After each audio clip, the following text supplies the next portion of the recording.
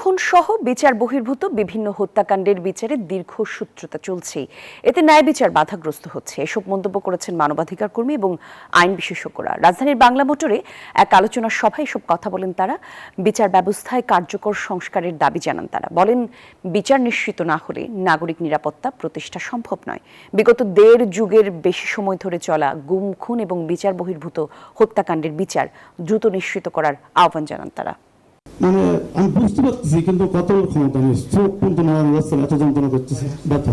একটি পিলার আমাদের ভাই আমি দুজন, 4টি হাত, 2টি হ্যান্ডকাপ লাগিয়ে একটা মানুষকে এভাবে নির্যাতন করতে পারে না। আমার যে ভাইটি হাঁটু থেকে কেটে ফেলা হয়েছে সাতক্ষীরায়, পুলিশের ঠেকিয়ে গুলি করা, এটি শুধুমাত্র একটি ঘটনা ছিল না। তিনি শুধু একাই পঙ্গুত্ব বরণ করেন নাই, পুরো রাষ্ট্রকে পঙ্গু করে দিয়েছে স্বৈরাচার সরকার।